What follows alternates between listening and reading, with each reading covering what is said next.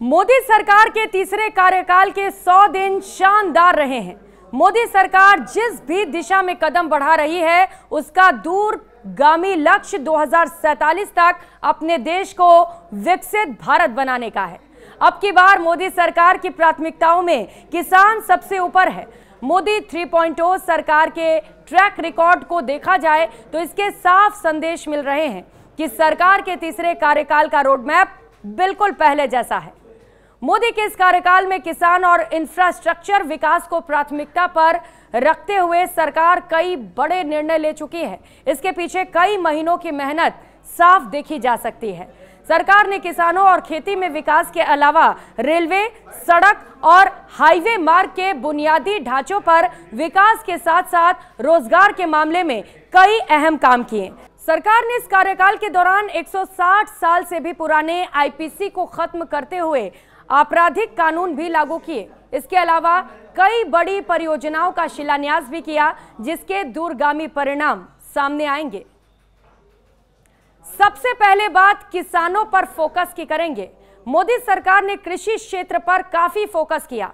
मोदी सरकार ने तीसरे कार्यकाल के शुरुआती 100 दिनों में प्रधानमंत्री किसान सम्मान निधि की 17वीं किस्त जारी की। अब तक कुल 12 करोड़ 33 लाख किसानों को 3 लाख करोड़ रुपए वितरित किए जा चुके हैं। इस सेक्टर पर सरकार करीब 14,000 करोड़ रुपए खर्च करेगी। इनमें से 2,817 करोड़ रुपए डिजिटल कृषि मिशन के लिए दिए जाएंगे। वहीं फसल विज्ञान पर 3,979 करोड़ रुपए खर्च होंगे। कृषि शिक्षा और प्रबंधन को बेहतर करने के लिए 2,291 करोड़ रुपए के प्रोग्राम मंजूर किए गए हैं। वहीं पशुधन के स्थायी स्वास्थ्य के लिए 1,702 करोड़ रुपए की प्लान को मंजूरी दी गई। खरीफ फसलों के लिए न्यूनतम समर्थन मूल्य यानी कि एमएसपी बढ़ा दिया गया तो प्याज और बासमती चावल पर न्यूनतम निर्यात मूल्य एमईपी हटा दिए गए। आईपीसी खत्म और दंड संहिता लागू। मोदी सरकार के तीसरे कार्यकाल के शुरुआती 100 दिनों की सबसे बड़ी उपलब्धि भारतीय दंड संहिता आईपीसी की जगह 3 नए आपराधिक कानूनों को लागू किया गया।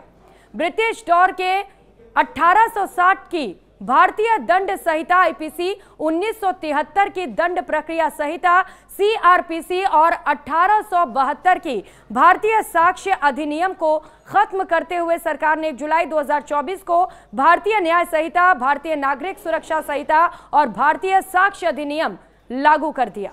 लखपति दीदी। मोदी सरकार ने महिला सशक्तिकरण के लिए खासा काम किया। इस दौरान 11 लाख और लखपति दीदियों का उभरना रहा। बड़ी बात यह है कि अब तक 1 करोड़ से अधिक लखपति दीदियों का नामांकन कराया जा चुका है जिनकी सालाना आय 1 लाख रुपए से अधिक है। इसके अलावा मुद्रा ऋण सीमा 10 लाख रुपए से बढ़ाकर 20 लाख रुपए कर दी गई। सेहत पर जोर। पीएम मोदी 75,000 नई मेडिकल सीटें जोड़ने का कदम उठा चुके हैं। अपने पहले 100 दिनों में यह बड़ी उपलब्धि हासिल की।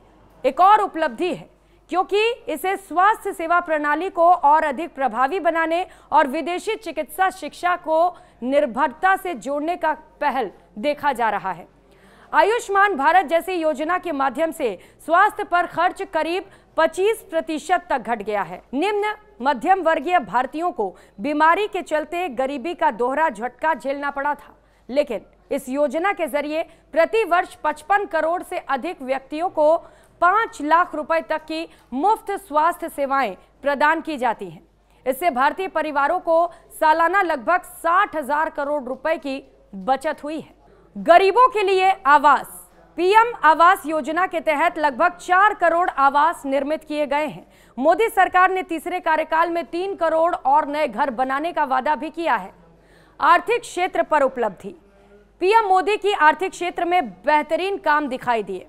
10 साल बाद भारत की विकास दर दूसरी बड़ी अर्थव्यवस्था से कहीं ज्यादा तेज है। पिछले साल ब्रिटेन को पीछे छोड़ते हुए भारत दुनिया की 5वीं सबसे बड़ी अर्थव्यवस्था बन चुका है। विश्लेषकों के मुताबिक 2027 तक भारत जापान और जर्मनी को पीछे छोड़ते हुए दुनिया की तीसरी सबसे बड़ी अर्थव्यवस्था बनने की राह पर बढ़ रहा है। कर्मचारियों के लिए नई पेंशन स्कीम। मोदी सरकार न्यू पेंशन स्कीम यानी कि एनपीएस की जगह अब केंद्रीय कर्मचारियों के लिए यूनिफाइड पेंशन स्कीम यानी कि यूपीएस लेकर आई है। यूपीएस 1 अप्रैल 2025 से लागू होगी। यूपीएस से 23 लाख केंद्रीय कर्मचारियों को फायदा होगा। कर्मचारियों के पास यूपीएस या एनपीएस में से कोई भी पेंशन स्कीम चुनने का ऑप्शन रहेगा।